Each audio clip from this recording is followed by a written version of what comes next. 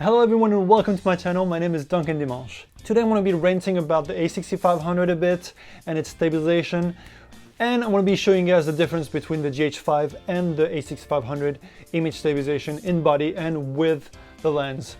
But before that I want to show you some footages that I shot with the A6500 and why I hate the image stabilization. And it happens especially in 4K because in 4K you get this rolling shutter effect, and that combined with the image stabilization just gives you some very strange, very weird footages.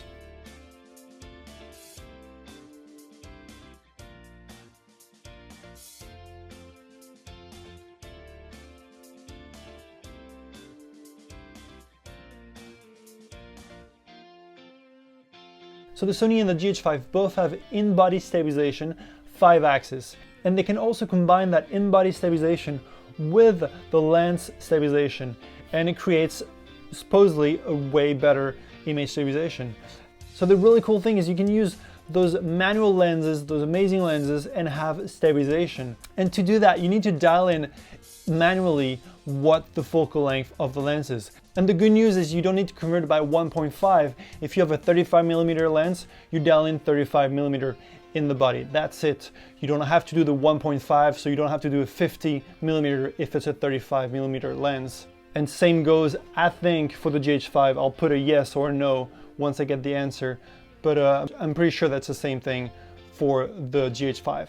The downside of that is you need to remember when you're changing lenses to dial in the new focal length. And let's say you dialed in the 85mm because you had that lens, and then you put in the 12mm lens, then you need to remember to put 12mm manually into the body, into the camera.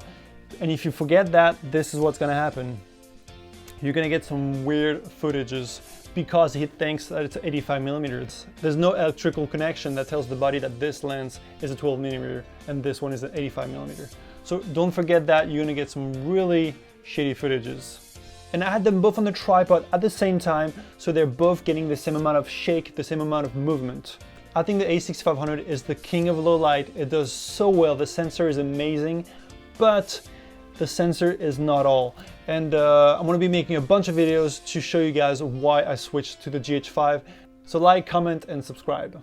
Alright, so now you have the Sony on top and the Panasonic GH5 on the bottom. As you can see, that's what I'm talking about, the little wobbling thing that the Sony does to compensate for the movements. And as you can see here, the GH5 is pretty steady here, and even if it shakes, it seems like a natural shake, whereas the Sony on top just goes into this very weird jello almost like effect, and just bouncing up and down.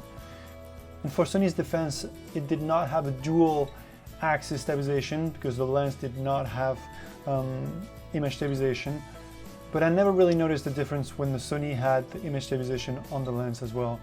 So yeah, and look at that. I'm just tapping it, and now I'm moving it a lot, but yeah, the Sony is just dancing around.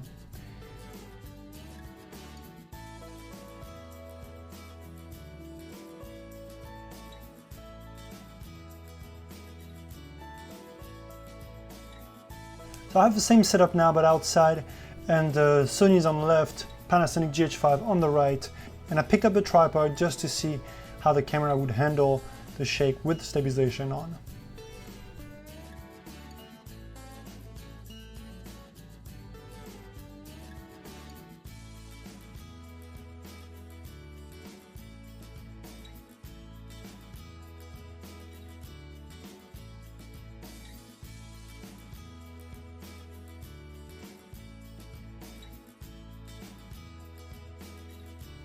I've got the same setup now, but the GH5 has the electronic stabilization on, and it's supposed to do an even better job than it already is.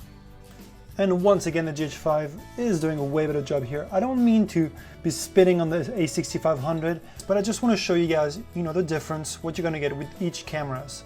And if you've had better lucks with the Sony, let me know in the comments below.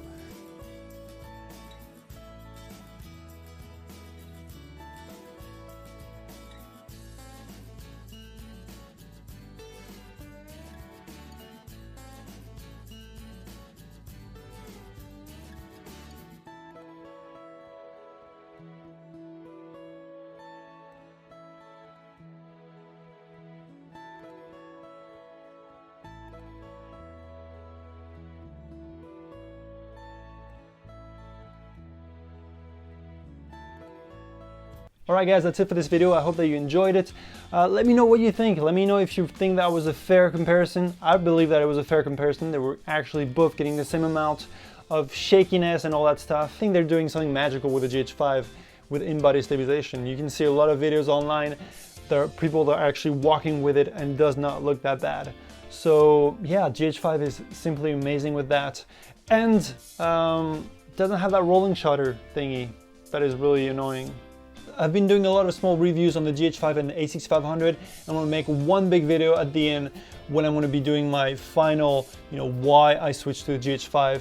And in the meantime, let me know what you think, guys. Let me know if you enjoyed this video. Let me know if you think, the A6500 is better or the GH5. And that's it. I'll see you guys next week. Don't forget to subscribe. Don't forget to hit the like button and leave me a comment. And on a side note, it's really hard to do this review because I was outdoor in the sun and the screen of the A6500. Once again, I've been saying it in every single video that I make about the A6500 is simply horrible. It's pretty much a mirror, a very dim mirror. Think about using your iPhone, dim it all the way down and then try to use it in the sunlight. It's just so hard. And the GH5 in that regard is amazing. So yeah, that's one big thing and just want to point out.